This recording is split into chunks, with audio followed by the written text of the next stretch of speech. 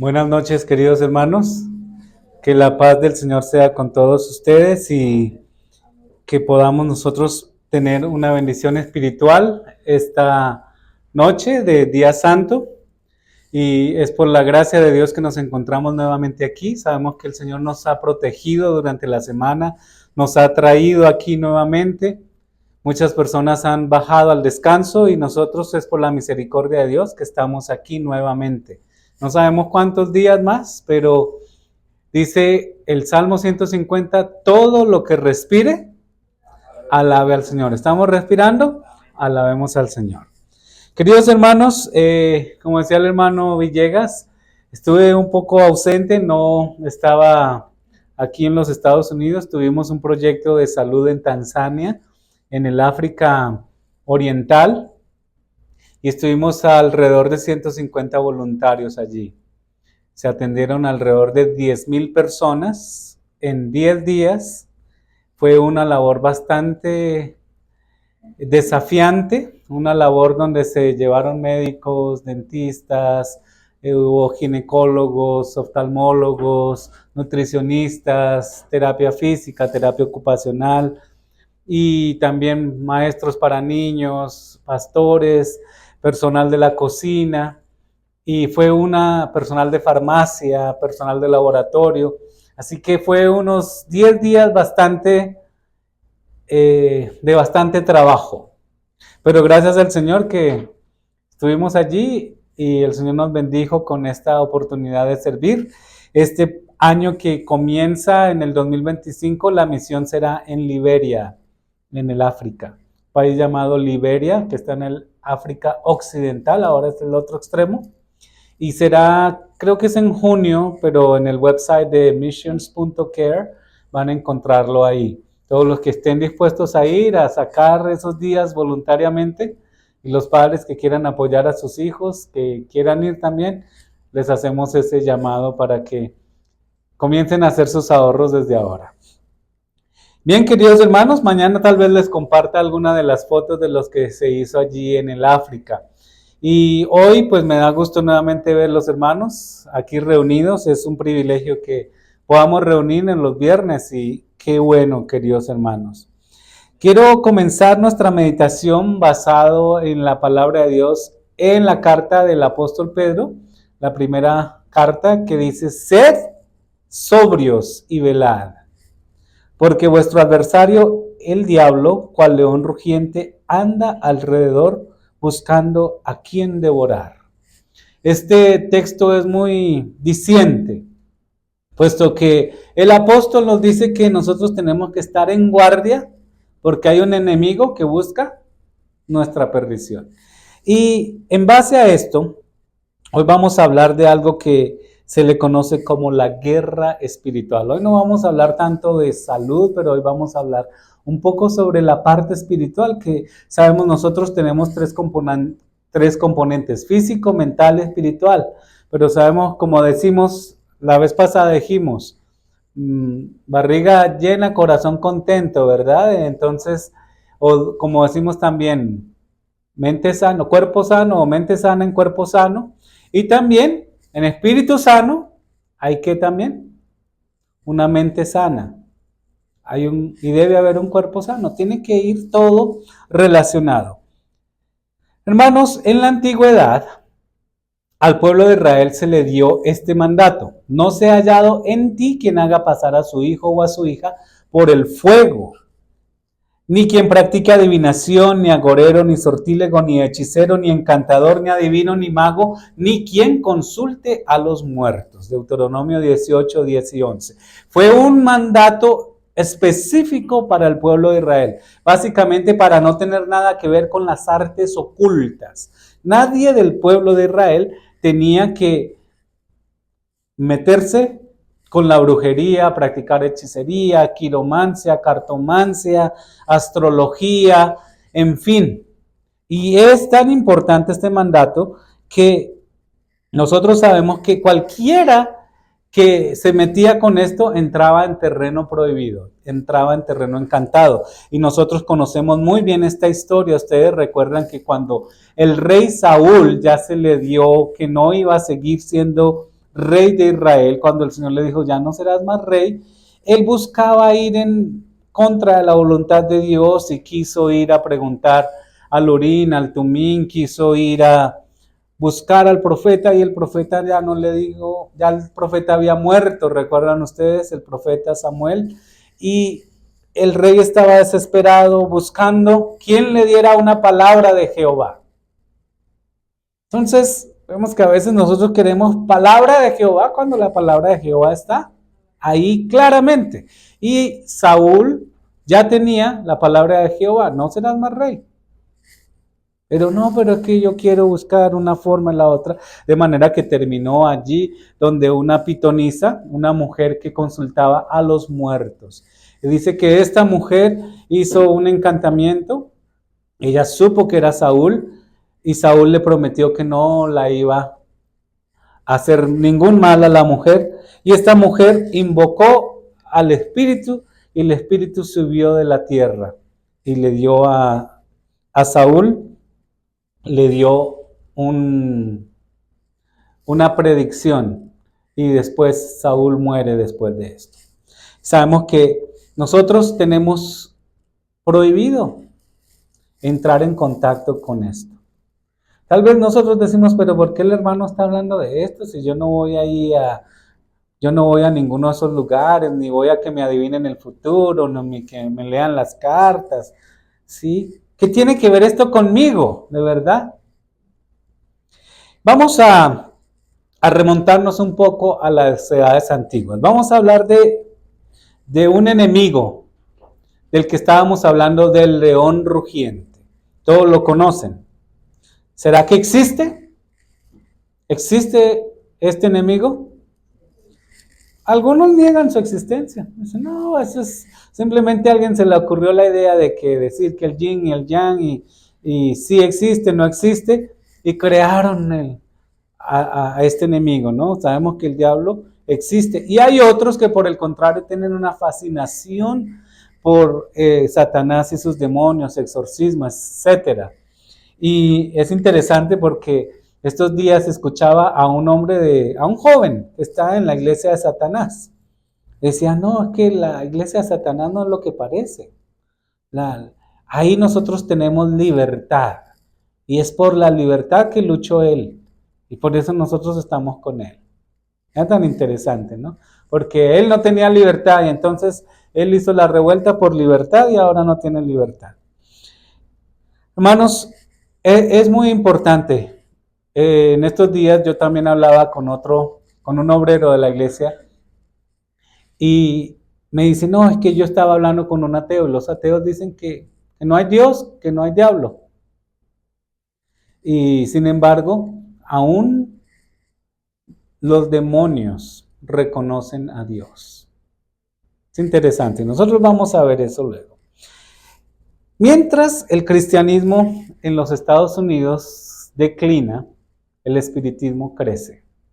Se considera que alrededor de una iglesia es cerrada diariamente en los Estados Unidos. Y aquí ustedes pueden ver que en el 2007 el cristianismo, una encuesta que se hizo aquí en los Estados Unidos, 87% se consideraban cristianos, un 16% decían, no tengo ninguna religión, y un 5% de otras religiones. Se repitió una encuesta nuevamente en el 2021, y ahora el cristianismo, 63% de las personas encuestadas se considera cristiana, 29% no religión, y 6% otras religiones.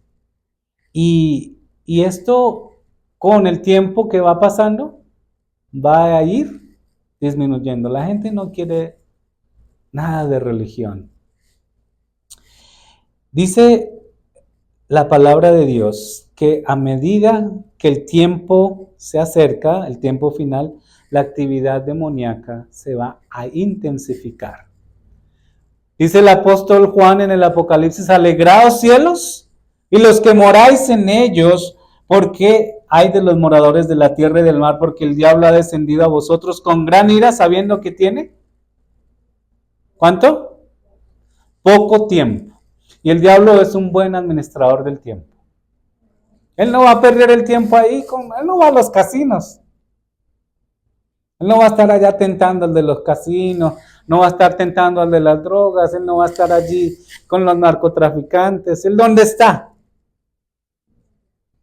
Él está donde sabe que hay personas queriendo servirle a Dios, ahí está.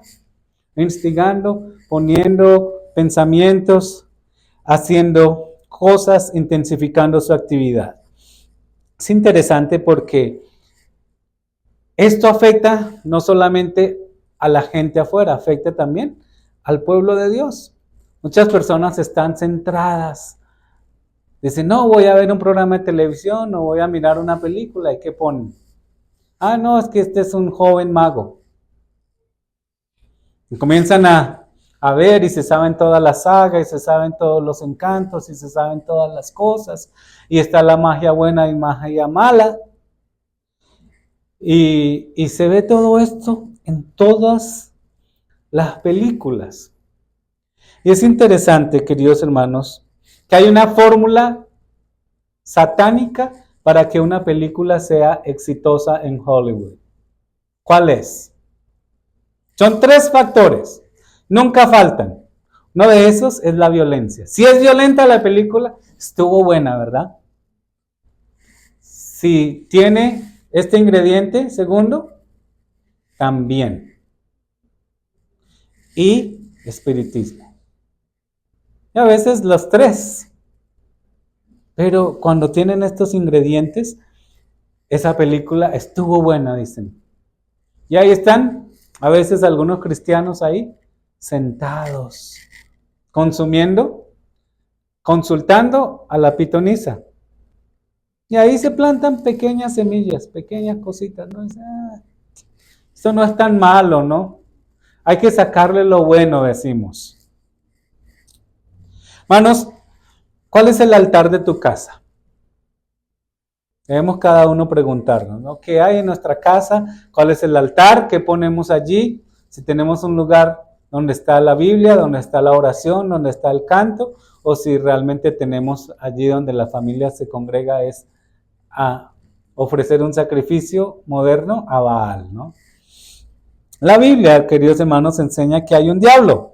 Y ese diablo habla, camina, tienta, miente, adula, mata, opera milagros, falsifica, oprime, aflige, influencia, destruye, cita erróneamente las escrituras, posee, causa daño corporal, siembra discordia en la iglesia, propaga falsas doctrinas, engaña, acusa. Y desde Génesis hasta Apocalipsis tenemos ese ser.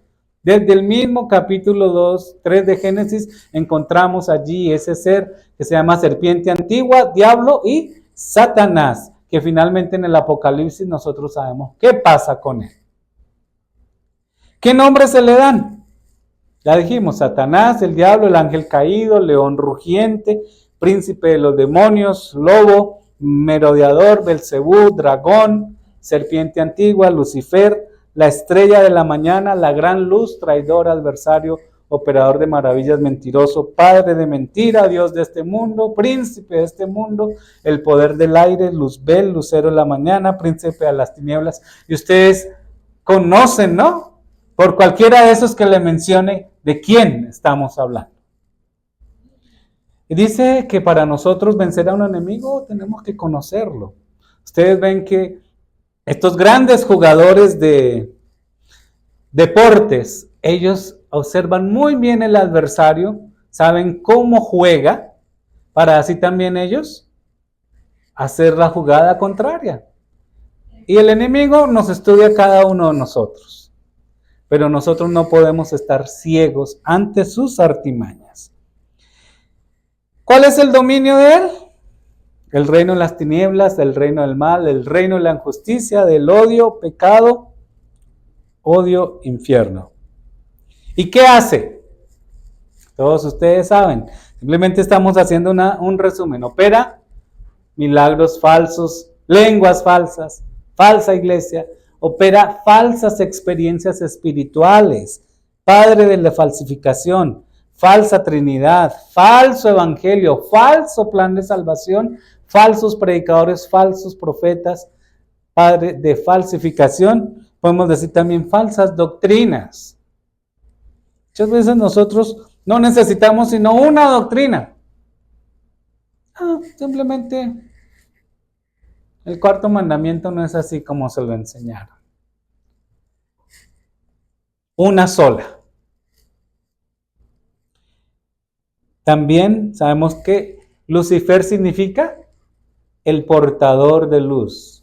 Recuerdo que en Colombia existió un padre que le puso a su hijo Lucifer. Todo el mundo decía, ay, pero ¿qué nombre le vas a poner? Pero realmente Lucifer es el portador de la luz o Luzbel. Nombre bonito, pero quiere decir el que brilla. Pero esa luz, que debía ser una luz, ahora se tornó una luz falsa, una luz que engaña. Promete libertad, promete vida, pero solamente ofrece esclavitud, angustia, muerte. Es un engañador, trata de engañar a la juventud. Le dice, no, niña, si me sigues, te postras ante mí, te daré todo esto. Pero, ¿cuál va a ser el resultado? Angustia, esclavitud y muerte eterna. El espíritu de profecía, hablando en primeros escritos, muestra una visión de Elena de White que ella vio al diablo. ¿Ustedes han leído esa descripción? Dice que no hay nada que el gran seductor tema tanto como el que nos demos cuenta de sus artimañas. Dice, para mejor disfrazar su carácter y encubrir sus verdaderos propósitos, se ha hecho representar de modo que no despierte emociones más poderosas que las del ridículo y del desprecio. Ay, lo pintan con cachos y cola el feliz. Porque cualquiera que ve un diablo con cachos y cola sale corriendo, ¿verdad? Le gusta que lo pinten deforme o repugnante, mitad animal, mitad hombre.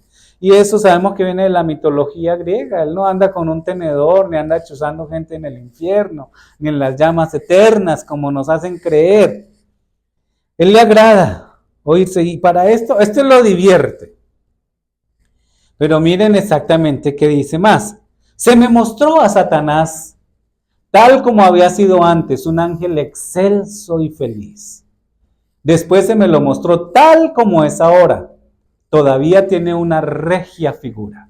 Todavía son nobles sus facciones porque es un ángel caído. Pero su semblante denota viva ansiedad, inquietud, desdicha, malicia, odio, falacia, engaño y todo linaje de mal. Miren tan interesante esto. Me fijé especialmente en aquella frente que tan noble fuera. Comienza a inclinarse hacia atrás desde los ojos. Vi que se viene dedicando al mal desde hace tanto tiempo que en él las buenas cualidades están degradadas y todo rasgo malo se ha desarrollado. Sus ojos astutos y sagaces denotaban profunda penetración. Su cuerpo era grande, pero las carnes le colgaban flácidas en la cara y las manos. Entonces mire esta descripción, ¿no? Parece tétrico, pero era un ángel, y es un ángel que todavía conserva su porte celestial. Obviamente es un ser espiritual, pero tiene una parte física. Aquí Elena de White está describiendo esa parte física. Cuando lo vi, tenía apoyada la barbilla en la mano izquierda. Parecía estar muy pensativo. Se le entreabrieron los labios en una sonrisa que me hizo temblar por lo cargada que estaba de malicia y satánica astucia. Así se sonríe siempre que está por asegurarse una víctima. Y cuando la sujeta en sus lazos, esa sonrisa se vuelve horrible. Miren, hermanos, conozcan contra quién tenemos que luchar. Esto no es para asustarnos, ni para causar pánico ni terror, ¿no? Pero es simplemente para que nosotros sepamos contra quién tenemos que batallar. Ahora, ¿quiénes han resistido a este enemigo en la Biblia? Nosotros tenemos a Job. Job tuvo que luchar básicamente con el adversario, con Satanás. Jesús, en el libro de Judas, ustedes pueden leer que el mismo Jesús tuvo que venir a disputar el cuerpo de Moisés con el mismo Satanás. Porque Satanás quería mantener el cuerpo de Moisés en la tumba, pero Jesús quería resucitar a Moisés. Dice que Miguel le dijo, no usó juicio de maldición, sino le dijo, el Señor te reprenda, y se llevó a Moisés, lo sacó de la tumba. Los discípulos también tuvieron que hacer frente de ellos. Finalmente nosotros sabemos que fue expulsado. ¿Cuál será su fin?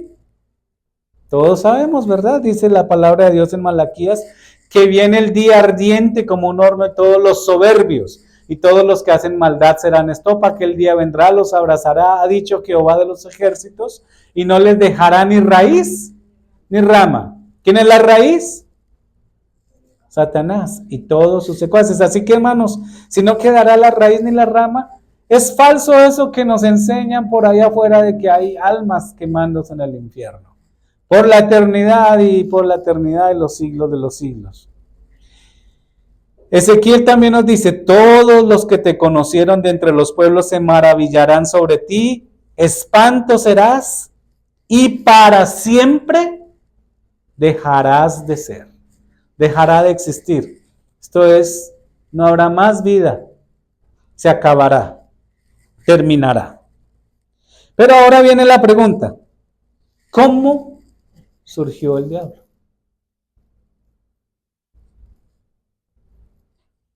Y si surgió, ¿por qué Dios permitió eso? Si Dios todo lo sabe, ¿será que fue un plan que Dios lo hizo? Y nosotros tenemos que ver lo que está escrito.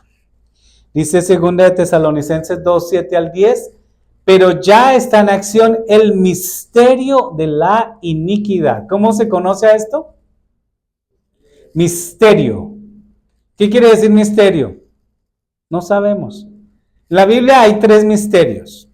Uno es el misterio de la piedad. ¿Cuál es ese misterio de la piedad? Cómo Dios, siendo eterno, todopoderoso, omnisciente, omnisapiente, decidió encarnarse en un hombre. Ese es el misterio de la piedad, es incomprensible. Ahora tenemos el misterio de la iniquidad. Como en un mundo perfecto, como en un ser perfecto, hecho a la perfección, surgió la maldad. ¿Y cuál es el tercer misterio? Es el misterio del libre albedrío. Como 2 personas con el mismo conocimiento, una decide hacer el bien y la otra decide hacer el mal. Nosotros tenemos ahí el ejemplo de los 2 primeros hijos de la raza humana. Dice, solo que hay quien al presente lo detiene hasta que él a su vez sea quitado de en medio, y entonces se manifestará aquel inicuo, a quien el Señor matará con el espíritu de su boca y destruirá con el resplandor de su venida. Ya sabemos de quién habla. Y dice, inicuo, aquel inicuo cuyo advenimiento es por obra de Satanás, con gran poder y señales y prodigios mentirosos, y con todo engaño de iniquidad para los que se pierden. ¿Por qué se perderán la gente al final de los tiempos? Ahí está la respuesta en negrito. ¿Qué dice ahí?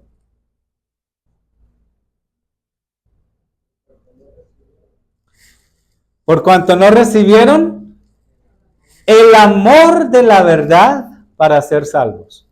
Hermanos, una cosa es tener la verdad. Todos nosotros que estamos aquí, todos profesamos tener la verdad. Profesamos guardar el sábado, profesamos los 10 mandamientos, profesamos la reforma pro salud. Todos somos profesos seguidores. Pero hay un asunto aquí que se llama ¿qué? El amor por la verdad. La Biblia dice que los demonios también creen y tiemblan. ¿Pero por qué no podrán ser salvos? Porque no tienen ¿qué? Amor por la verdad. Entonces, por eso hay muchos que en el último tiempo dirán, según Mateo 121, Señor, Señor, en tu nombre fuimos a la iglesia, en tu nombre hicimos obras buenas, en tu nombre hicimos obra misionera, en tu nombre comimos vegetariano. Pero Él les dirá, ¿cómo? Apartados de mí, no los conozco. Isaías 14 nos da un poco más de idea de este ser. ¿Cómo caíste del cielo, oh lucero, hijo de la mañana? Cortado fuiste por tierra, tú que debilitabas a las naciones, tú que decías, mire lo que decía en su corazón, subiré al cielo, en lo alto junto a las estrellas de Dios, levantaré mi trono y en el monte del testimonio me sentaré a los lados del norte, sobre las alturas del norte, subiré y seré semejante al Altísimo.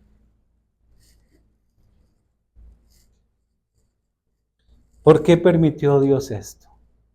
No sabemos. Decimos, es un misterio. Tal vez el Señor nos va a revelar qué pasó. Pero según este versículo que acabamos de leer, ¿cuál fue el pecado de Lucifer?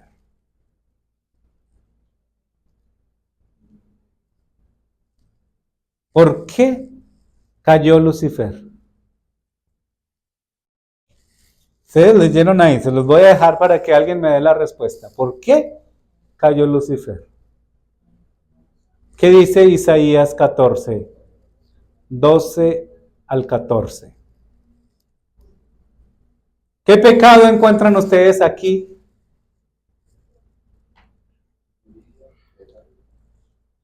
Él quería ser ¿qué? Semejante a Dios, pero ¿en qué? En poder y no en carácter. Nosotros tenemos que ser semejantes a Jesús, pero en carácter, en poder no, nunca, porque somos criaturas. Pero él, sin embargo, su corazón se enalteció, se llenó de orgullo, él quería tal vez adoración, quería tal vez de un ser creado, quiso llegar a ser otra cosa que no pudo ser. Quería ser más grande que Dios, quería sentarse en el trono de Dios, ser el más importante del universo. Él, ¿de dónde surgió esa idea? ¿Cómo llegó a tener ese pensamiento en su cabeza? No sabemos. Es algo que no entendemos. Y ese es el enemigo que tenemos que combatir. Pero además de eso, hay otra pregunta. ¿Quiénes son los demonios? La Biblia es muy clara. Habla de un diablo y habla de muchos demonios. Pero ¿quiénes son los demonios? Ustedes recuerdan en Marcos capítulo 5, este hombre que estaba poseído, se conoció como el endemoniado de Gadara. Y estos demonios que lo tenían poseído habían afectado sus capacidades físicas, mentales y espirituales. Y vean tan interesante, se dice en las escrituras que él andaba desnudo, era violento, ¿y qué más? Y se laceraba, se destruía a sí mismo. Y cuando el Señor habló, él no habló con el hombre, él habló directamente con los demonios. ¿Y estos demonios qué pidieron a Jesús? Déjanos, ¿qué vienes a perturbarnos? Ellos mismos reconocieron a Jesús. Pero vemos que el Señor los envió a los cerdos y allí todos estos cerdos perecieron. Y el mismo Jesús habla de Satanás y su caída. Dice, yo veía a Satanás caer del cielo como un rayo. Y en el Apocalipsis se menciona que el dragón escarlata, que tenía 7 cabezas y 10 cuernos en su cabeza, 7 diademas, que su cola arrastraba la tercera parte de las estrellas del cielo y las arrojó sobre la tierra. Una tercera parte de los ángeles del cielo fue engañada. Para que ustedes vean que si engañó a un ángel, ¿ahora qué será? Con un pobre que no estudia la palabra de Dios.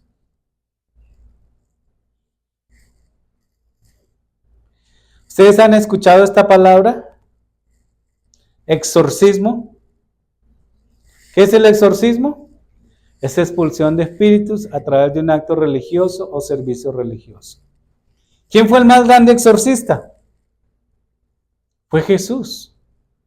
Pero Jesús no hacía un teatro ni una obra allí, no. Jesús expulsaba a los demonios en el nombre de Dios, por su palabra. Pero expulsar un espíritu malo originó prácticas paganas. Hoy en día hay hasta películas que dicen que El Exorcista, y son películas que son en sí cosas que no debería uno ni siquiera pensar en ver. Este exorcismo que se practica modernamente se basa en prácticas paganas, en rituales que hacen que supuestamente los espíritus malos salgan de la persona. Y lo usaban con diferentes métodos. Pero ¿cómo eran los exorcismos de Jesús? Lo acabamos de decir. Por su palabra, los demonios obedecían. Ustedes recuerdan también aquí, estas señales, dijo el Señor Jesús en Marcos 16, 17 y 18, seguirán a los que creen. En mi nombre echarán fuera demonios, hablarán nuevas lenguas, tomarán serpientes en las manos, y aunque beban cosa mortífera, no les hará daño. Sobre los enfermos pondrán sus manos y sanarán. ¿Crees tú que puedes hacer un exorcismo? Hace unos años atrás, unas niñas de la iglesia fueron afectadas con posesión demoníaca. Se pusieron a jugar con una tabla Ouija y a preguntarle cosas y esto y lo otro. Y finalmente comenzaron a actuar y a hablar de una manera muy horrorífica. Fueron poseídas. Cuando se llamaron a los pastores que tenían que venir allí, el demonio que estaba poseyendo a esas niñas les decía: ¿tú qué vienes a decirme si tú estás haciendo esto? Tú haces esto, tú haces esto, tú haces esto. Tenían que salir callados. Y es interesante porque el único que puede expulsar un demonio es Cristo. Y si nosotros queremos ser canales por las que el Espíritu Santo expulse un demonio, nosotros tenemos que estar llenos del Espíritu Santo. Porque es algo muy peligroso.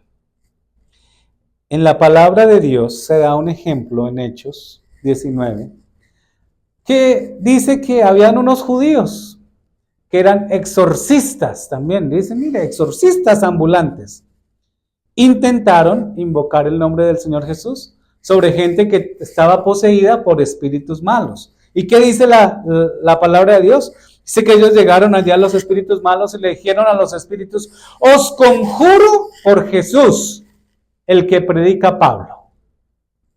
Y había 7 hijos de un tal Esceva judío, jefe de los sacerdotes, que hacían esto. Pero respondiendo el espíritu malo, les dijo: a Jesús conozco y sé quién es Pablo. Pero ustedes, ¿quiénes son? Y el hombre en quien estaba el espíritu malo, saltando sobre ellos y dominándolos, pudo más que ellos, de tal manera que huyeron de aquella casa, desnudos y heridos. Bueno, imagínense la escena allí. Y esto está escrito para que nosotros aprendamos. Ahora viene la pregunta, hermanos. ¿Cómo evitar ser poseído por un demonio? Muchas veces nosotros pensamos que a nosotros no nos puede pasar. Pero cuando nosotros nos apartamos de Cristo y de su palabra, nos exponemos a cualquiera de estas cosas. El enemigo tiene poder sobre nosotros cuando nosotros andamos en pecado. Yo no voy a señalar aquí a nadie porque yo no conozco, cada cual sabe. Yo me señalo a mí mismo. Si yo estoy en pecado, yo estoy exponiéndome a ser poseído. Cuando a sabiendas nosotros abrimos la puerta al pecado, abrimos la puerta para que un demonio nos atormente, posea nuestra vida, entre en nuestra vida. Pero si nosotros andamos con Cristo, si estamos llenos de su Espíritu, tenemos los pecados confesados y tenemos comunión con Cristo diariamente, podemos ser protegidos por Dios. ¿Ustedes recuerdan este evento? Se dice en la palabra de Dios en Números que mientras el pueblo de Israel era fiel, Dios los protegía. Y había un profeta que le gustaba ir a trabajar por dinero. ¿Cómo se llamaba él? Balaam. Y había un rey que quería maldecir al pueblo de Israel. Y cuando le pagó a Balaam, Balaam dijo, yo los maldigo. Pero cuando llegaba a maldecirlos, ¿qué salía de su boca? Bendiciones. Decía, yo no puedo maldecir a quien Dios bendijo. Y volvió a intentarlo y no podía. Pero finalmente el hombre se inventó una estrategia. Dijo, si yo logro que esta gente sea parte de la palabra de Dios, ¿qué hizo? Podrás maldecirlos. ¿Y cuál fue la estrategia que usó? Les llevó mujeres. Ustedes saben el resto. Queridos hermanos, dice la palabra de Dios, el que piensa estar firme, mire que no caiga, ¿no? El enemigo, obviamente, conoce nuestros puntos débiles. Para unos es una cosa, para otros es otra.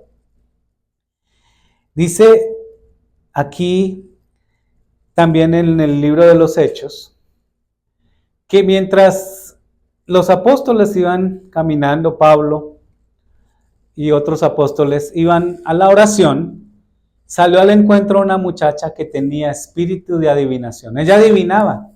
Yo sé qué vas a hacer ahora, sé que esto, sé que aquello. La cual daba gran ganancia a sus amos adivinando. Esta, siguiendo a Pablo y a nosotros, daba voces diciendo, estos hombres son siervos del Dios Altísimo, quienes os anuncian el camino de salvación, y esto lo hacía por muchos días. Mas desagradando a Pablo, este se volvió y le dijo al Espíritu, te mando en el nombre de Jesucristo que salgas de ella. Y salió en aquella misma hora. Bueno, si nosotros le damos al diablo una uña, él se agarra un dedo. Si le damos la mano, se agarra el brazo. No podemos darle ni un lugar. Efesios 4:27. Ni deis lugar al diablo. Eso está escrito allí. Recuerden este episodio, esto es en Marcos capítulo 9.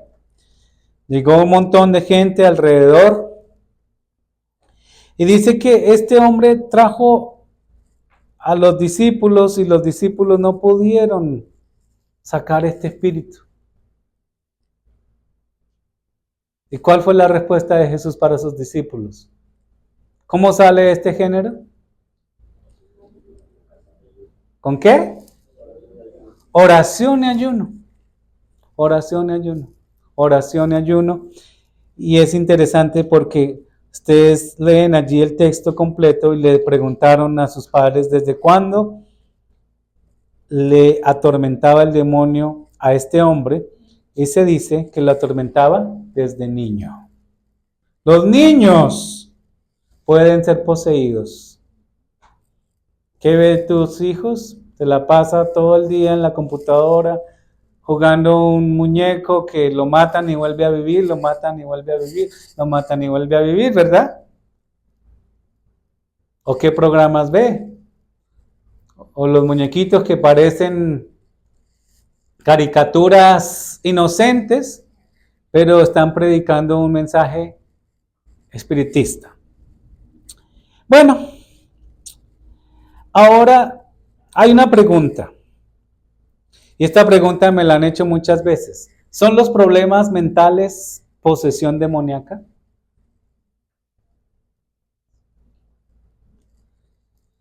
Algunos dicen, no, pero es que esas posesiones demoníacas que habla la Biblia era epilepsia.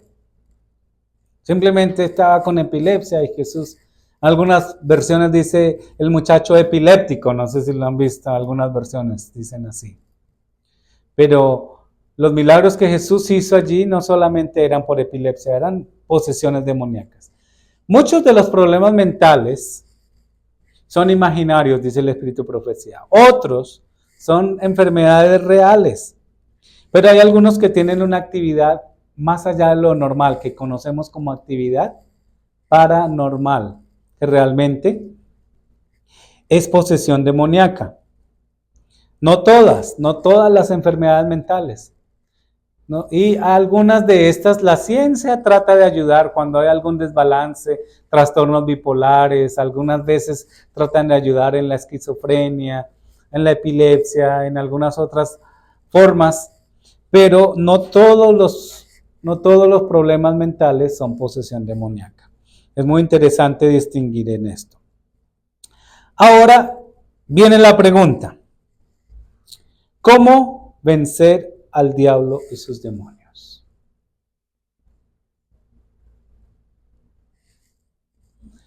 Dice Efesios 5:11, no participéis en las obras infructuosas de las tinieblas, sino más bien reprendedlas.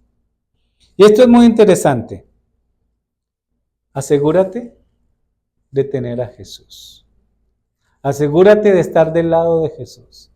Asegúrate de comer su palabra. Asegúrate de asimilar su palabra. Y mientras estés con Cristo, puedes ser acosado, puedes ser molestado, puedes ser perturbado por el demonio, pero jamás puedes ser poseído por él. En la iglesia primitiva, Satanás usó profesos cristianos. Ustedes recuerdan estos dos que tenían una propiedad y prometieron donarla y dijeron que iban a traer todo el dinero, pero después se les hizo mucho. Y vemos que el apóstol les preguntó, ¿ustedes vendieron en tanto? Sí, en tanto. Pero no mintieron al hombre, mintieron a Dios. Y cayeron muertos a los pies de los apóstoles. Y tenemos también aquí abajo otro hombre que vino a seguir a Jesús. Su problema era la avaricia. Y él sacaba de la bolsa a escondidas y se guardaba allí. Y finalmente vendió al Señor por 30 monedas de plata. Hermanos, ¿estamos seguros que conocemos a Cristo? Solamente en Jesús hay poder. Recordemos eso. Nosotros no tenemos poder para nada. Y no podemos hacer nada a menos de que nos sometamos a Dios. Someteos pues a Dios, resistid al diablo y huirá de vosotros. No os embriaguéis con vino, en lo cual hay disolución. Antes bien, sed llenos del Espíritu. ¿Estamos llenos del Espíritu? Algunos dicen, pero es que allá en la iglesia no están llenos del Espíritu. No, dígate en la iglesia. Tú tienes que preguntarte, ¿estoy yo lleno del Espíritu Santo? Porque si hay una leña apagada o un montón de leña que no está ardiendo y ponemos una sola que está ardiendo, ¿qué pasa con las demás? Comienzan a arder. Y no es por emoción. Esto no es por emoción. ¿qué emoción?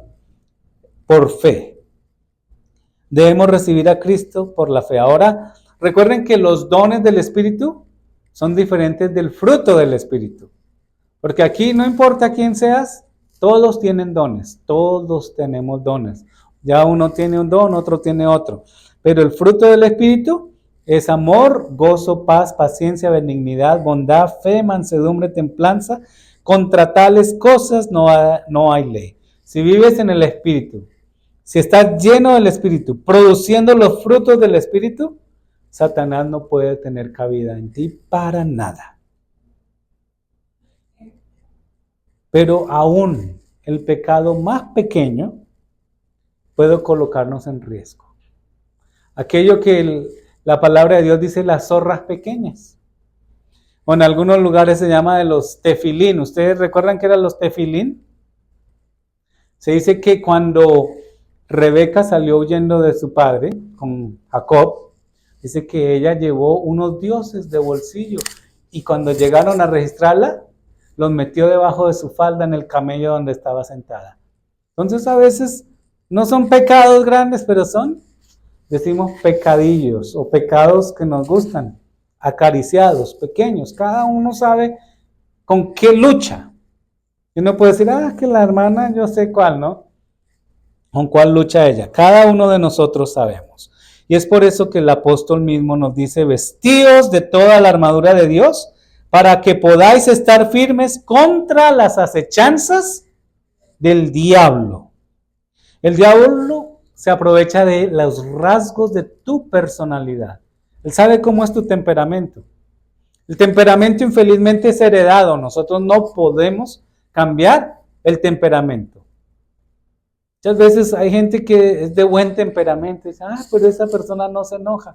Pero era que su papá tampoco se enojaba, ni su abuelo, se le puede caer el mundo encima y no se enoja. Y hay personas que cualquier cosa, de una vez, explotan, ¿no? Y ese es su temperamento. Y el diablo se aprovecha de eso. Lo que llevamos al cielo es ¿qué? El carácter, ¿no? Y por eso es que el carácter, la personalidad, el demonio se aprovecha de eso. Él se aprovecha de la codicia de la carne, de los deseos de la carne. Él se aprovecha, por ejemplo, cuando Jesús tuvo hambre, fue allí donde lo tentó, del hambre que tenía Jesús en ese momento. Se aprovecha de las pasiones. Todos nosotros, ya los jóvenes, los adultos, son tentados en esa parte, la parte sexual. Entonces él sabe, dice, bueno, no te gusta esa, te gusta este, no te gusta aquel, te gusta aquel. Entonces él ataca por donde más te conviene. Algunos los tienta con la comida, dice, bueno, ¿te gusta tal cosa? A otros los tienta por la bebida. Hay personas que la bebida ha sido su gran debilidad. Me acuerdo hace muchos años en un país por ahí, un hermano tenía un problema de estómago muy grande. Pero muy grande ese problema, ya había tratado tantas cosas. Que el remedio que le dio que la terapia de aquel, que había ido con tal médico y seguía con el problema. Y un día pasó por una pollería y veía los pollos ahí asándose. Y entró y se comió su pollo asado. Y santo remedio, le quitó el dolor de barriga. Entonces, hermanos, el enemigo sabe cuál es nuestro punto débil. Ahora, dice, no tenemos lucha contra carne y sangre, sino contra principados, potestades, gobernadores de las tinieblas de este siglo, contra huestes espirituales de maldad en las regiones celestes. Por lo tanto, tomad la armadura de Dios para que podáis resistir en el día malo, y habiendo acabado todo, estar firmes. ¿Para qué necesitamos la armadura de Dios? Porque hay una lucha, y ya vimos contra quién es la lucha. Y esta lucha dice, esta armadura es para resistir ¿cuándo? En el día malo. ¿Cuándo es ese día malo? A cada uno nos llega una tentación, nos llega un mal pensamiento, nos llega una oportunidad que no podemos despreciar, nos llega un mejor trabajo, tal vez que gano más, pero tengo que hacer solamente esta cosita que nadie se va a enterar. Yo recuerdo cuando estaba bien joven, me ofrecieron un buen trabajo, me dicen en un hotel y me dice, pero tienes que trabajar mediodía el sábado. Y me dice, tu Dios entiende, Él sabe que eres pobre, sabe que esta es la oportunidad de tu vida. Y yo me quedé pensando, si no la acepto, voy a seguir siendo pobre. Y me dijo, piénsalo. Y el hombre me dijo, yo también fui adventista, y yo sé por lo que estás pasando. Le dije, mira, no necesito pensarlo. Simplemente, si me quiere aquí, cuente con que yo no voy a venir el sábado. Me dijo, no me sirves. Le dije, bueno, no me sirve su trabajo. Y gracias a Dios proveyó otro. Dice, estad pues firmes, ceñidos vuestros lomos con la verdad. Este cinto es el que mantenía la armadura del ejército romano en su lugar. Y Pablo no sabemos dónde estaba en ese momento, pero tal vez él observó al soldado romano. El cinto romano medía de 6 a 7 pulgadas y rodeaba enteramente al soldado. Y Pablo observa ese uniforme y ese cinto es el que mantiene toda la armadura en su lugar. Y es la verdad. Y la verdad no depende de nosotros. No es relativa, no es lo que para ti es verdad, pero eso para mí no es verdad. Eso es lo que el mundo dice hoy. Dice, pero es que la verdad para ti es esa, pero para mí la verdad es esta, y para ti la verdad es aquella, y cada cual con su verdad, y todos somos felices. Pero sabemos que la verdad es absoluta. Jesús dijo, yo soy el camino, la verdad y la vida. Y a veces hay puntos de verdad que son muy difíciles para nosotros aceptar. Pero si nosotros queremos estar firmes para el día malo, debemos ceñir nuestros lomos con la verdad. Y no podemos discutir, no podemos hacer nada contra un escrito está, porque eso es lo que el Señor respondió a Satanás cuando vino a tentarlo. Le dijo, escrito está. Si es más allá de lo escrito, es fanatismo. Vestidos con la coraza de justicia. La coraza era hecha de bronce. Era reforzado con cuero. Y, hermanos, cuando nosotros aceptamos a Jesús como nuestro Señor y Salvador, nosotros nos quitamos nuestros trapos de inmundicia y nos vestimos con las ropas de su justicia. Y esto es también un regalo, esto no depende de nosotros. Nosotros solamente aceptamos por la fe su justicia. Entonces tengan en cuenta esto. Mañana les voy a preguntar sobre estas, y ustedes vayan contando cuántas piezas tiene esa armadura. No les voy a decir 1, 2 y 3, ustedes me van a decir. Y dice aquí la coraza de la justicia. Cuando recibimos a Jesús, cuando aceptamos su salvación, obtenemos la coraza de justicia. Y aquí hay algo que dice, calzados los pies con el apresto del evangelio de la paz. Es interesante porque esto no depende de Dios. Esto no depende de los ángeles.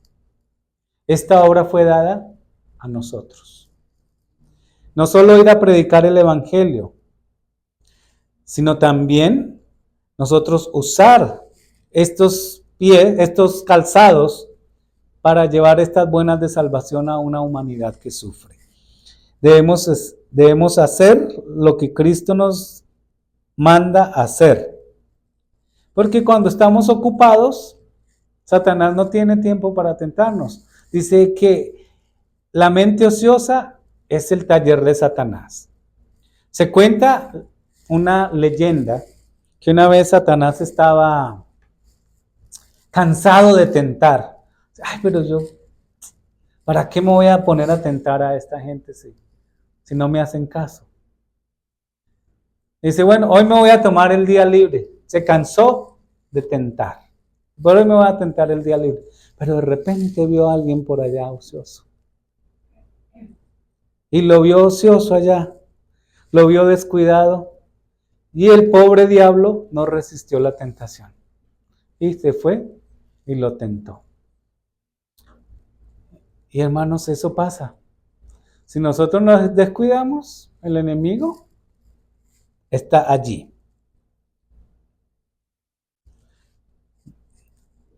Isaías 41:10 dice, no temas porque yo soy contigo, no desmayes porque yo soy tu Dios, que te esfuerzo. Siempre te ayudaré, siempre te sustentaré con la diestra de mi justicia. ¿Te preocupan las cosas del mundo? ¿Te preocupan la inflación? ¿Te preocupa los juicios, las plagas? Debemos, hermanos, tener a Cristo. Ahora, Bueno, vamos a pasar esta. Dice aquí, sobre todo, tomad el escudo de la fe, con el que podáis apagar todos los dardos del fuego del maligno. Recuerden que el escudo de la fe tampoco depende de nosotros. La fe, recuerde que los apóstoles pedían, Señor, aumenta nuestra fe. La fe, nosotros debemos ejercerla. El escudo romano medía unos 2 pies de ancho por unos 4 de largo y ayudaba a proteger de los golpes del maligno, de las flechas, de los dardos, misiles que Satanás pueda usar. Y este escudo nosotros lo aceptamos con confianza y creencia en su palabra. Y tomad el yelmo de la salvación. ¿Qué protege esto? Podemos decir la mente, el cerebro. ¿Qué debe haber en la mente? La salvación. ¿Depende la salvación de nosotros? No. Somos salvos por gracia. No por lo que hayamos hecho, no por lo que hayamos ganado, no porque yo sea bueno, no porque yo pago el diezmo, porque guardo el sábado, no. Guarda el cerebro, es muy importante. Hay mucho en la escritura que habla sobre proteger la mente.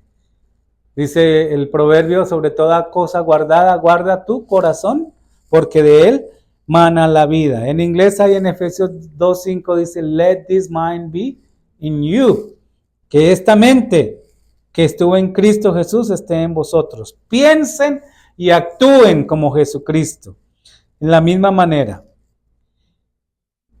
Tú guardarás en completa paz a aquel cuyo pensamiento en ti persevera, porque en ti se ha confiado. Por la intelectualidad nosotros no podemos venir a Cristo. Si fuera así, los sabios del mundo todos creerían en Cristo. Pero por la razón nadie puede llegar a Jesús. Porque el diablo pone un velo. El diablo se encarga de poner un velo. Cuando nosotros venimos a Cristo, la mente es iluminada por el Espíritu Santo. Las cosas que antes no entendíamos, ahora se hacen claras. Las aceptamos por la fe y nos ponemos el yelmo de la salvación. Y este es el que protege cuando el enemigo siembra dudas. Yo creo que uno de los momentos más difíciles que yo afronté fue la muerte de mi madre. O sea, tal vez algunos ya han pasado por esto, tal vez algunos no. Pero es un momento muy difícil y sobre todo cuando estás con esa persona como que consideras muy apreciada a esa persona. Pero en ese momento venían las promesas. Las promesas de Juan capítulo 11. Decía, ¿tú crees? Y Jesús dijo a Marta y María, yo soy la resurrección y la vida. Y el que cree en mí, aunque esté muerto, vivirá, hermanos. Y eso me consolaba en esos momentos. Y hermanos, y cuando venga el enemigo, nosotros tenemos que tener las promesas de Dios en nuestra cabeza. Va a ser duro y van a ser ataques directos y van a ser ataques donde más te duele. Pero es ahí donde nosotros debemos tener el yelmo de la salvación en nuestra cabeza. Y finalmente dice, y la espada del Espíritu, que es la palabra de Dios. ¿Qué tipo de arma es la espada? Las otras armas eran defensivas. ¿Y esta qué es? Esta es esta es ofensiva. Recuerden, es la única con la que nosotros nos defendemos. Entonces, el arma de ataque de la ofensiva es la espada de la palabra de Dios. La de los romanos medía alrededor de 24 pulgadas. Por eso es que es muy importante conocer las Sagradas Escrituras, porque la palabra de Dios es viva y eficaz y más cortante que toda espada de 2 filos, penetra hasta partir el alma, el espíritu, las coyunturas, los tuétanos y discierne los pensamientos e intenciones del corazón. El político dice, no, ustedes votan por mí, yo les voy a cumplir con esto, pero viene y hace cosas buenas, pero su intención es otra. Jesús usó esta arma cortante contra Satanás. Por eso es importante conocer, estudiar, aprender la Biblia. Los cristianos vamos a pasar por periodos difíciles, dificultades, pero la única manera de prepararnos es que conocer las Escrituras. Satanás le dijo a Jesús, si te lanzas de aquí abajo, dice la Escritura que a sus ángeles mandará para que te guarden en todos sus caminos. Jesús dijo, ay, pero sí, es verdad, me voy a lanzar, ¿verdad? No, le dijo, escrito está, no tentarás al Señor tu Dios. Hermanos, el enemigo conoce mejor las Escrituras que nosotros. Y él va a buscar un texto que parece que te da la excusa para lo que quieres hacer. Dice, pero mira, aquí hay, esto parece que no está muy claro, ¿no? Pero hermanos, cuando nosotros estemos en duda, recordemos que tenemos que basar nuestros pies sobre las piedras seguras de la palabra de Dios. A veces hay textos que son difíciles de entender, dice el apóstol Pedro, que algunas partes de las cartas de Pablo son difíciles de entender y ¿qué hacen los indoctos? Las tuercen. Pero cuando nuestros pies vacilen, no pongamos nuestros pies en el fango, no pongamos nuestros pies en las piedras de la evidencia. ¿Hay evidencia clara y contundente? Sí. Entonces vámonos por lo que está claro en la palabra de Dios. No nos vayamos por las dudas. Y finalmente, hermanos, ¿qué pasa si el soldado está armado con el yelmo, los zapatos, con el cinto, con la espada, con el escudo y está dormido? El enemigo lo ataca y lo mata. Y por decirle algo, y la espada también depende de nosotros usarla. Recuerden esto, el yelmo y todo lo demás no depende, pero la espada sí depende de mí usarla. Es como si yo le doy al hermano un arma cargada y él se queda ahí con el arma y viene el león y no le dispara. ¿Qué pasa? El león lo hace presa fácil. Por eso recuerden, orando en todo tiempo, con toda oración y súplica en el Espíritu y velando en ello con toda perseverancia y súplica por todos los santos. Debemos estar, hermanos, despiertos, porque si estamos durmiendo, ya fuimos presa fácil. Orad sin cesar. Ahora preguntémonos, ¿tenemos la armadura puesta? El enemigo va a atacar. O nos está atacando. O nos atacó tal vez alguna vez. Pero recuerden, queridos hermanos, que el enemigo es un enemigo vencido. Es un enemigo que una vez Jesús murió en la cruz, ya no tiene más poder sobre nosotros. Ya sabemos sus artimañas. Ya conocemos cómo actúa.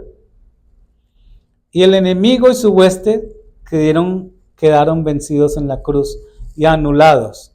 La victoria, hermanos, está ganada. La victoria está asegurada. Hay una batalla, eso sí, pero nosotros debemos estar del lado del ganador. ¿Estás tú del lado del ganador? ¿Quieres estar del lado ganador? Jesús ya ganó esa victoria.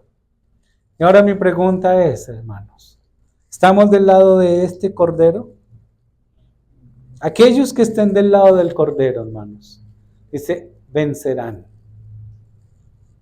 Por medio de la sangre del cordero y de la palabra del testimonio de ellos. Y menospreciaron sus vidas hasta la muerte.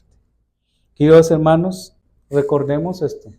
Estemos del lado de Jesús, andemos con Jesús, y cuando venga el enemigo, usemos las armas a nuestra disposición.